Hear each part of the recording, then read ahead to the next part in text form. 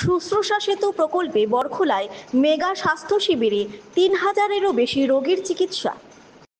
মন্ত্রী কৌশিক রায়ের উপস্থিতিতে কাছাড়ের বরখোলা বিধানসভা কেন্দ্রে অনুষ্ঠিত হল এই সুবিশাল স্বাস্থ্য শিবির। ৩,০০০-এরও বেশি রোগীকে বিশেষজ্ঞ চিকিৎসা পরিষেবা প্রদান।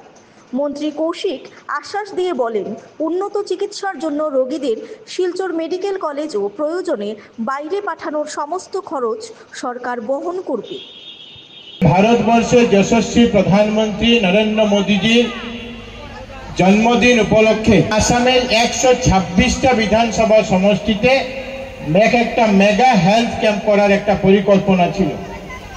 ইতিমধ্যে বিভিন্ন বিধানসভাতে এই ক্যাম্প ইতিমধ্যে অনুষ্ঠিত হয়েছে। কাছাড় জেলা তো 60টি সমষ্টির মধ্যে 6টি সমষ্টিতে ইতিমধ্যে সম্পূর্ণ হয়েছে। আজকে বরখোলা বিধানসভা করার পরে কাছাড় জেলার যে হেলথ ক্যাম্প, এই হেলথ ক্যাম্পের যে আমাদের যে কার্যসূচি, এই কার্যসূচি প্রথম পর্যায়ের কার্যসূচি এখানে সম্পূর্ণ হবে। যারা বাচ্চারা আছেন তাদেরকে এই ক্যাম্পে আনার জন্য অগ্রাধিকার দেওয়া হয়েছে। কিন্তু এই ক্যাম্পে বিশেষভাবে যাদেরকে আমন্ত্রণ জানানো হয়েছে, এটাতে ডাকা হয়েছে যে 1 বছর থেকে বা জন্মের পর থেকে 18 বছর পর্যন্ত যারা শিশুরা আছেন, বাচ্চারা আছেন, তাদেরকে এই ক্যাম্পে আনা হবে।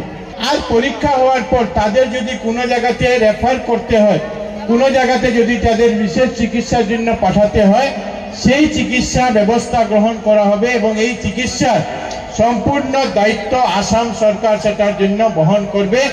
और ये कैंप रात तक चलता रहेगा, आप लोगों को सुविधा प्रोवाइड करता रहेगा। और जैसा हेल्थ स्टाफ ने बताया कि जिला प्रशासन के द्वारा आपके आने की व्यवस्था, यहाँ पे दवाइयों की व्यवस्था, आपका टेस्टिंग की व्यवस्था, लैब की व्यवस्था और साथ ही साथ खाने की व्यवस्था यहाँ पे करी गई है। और सिमिलरली आपका जब रेफरल होगा तब भी आपको घरों से लेके आया जाएगा।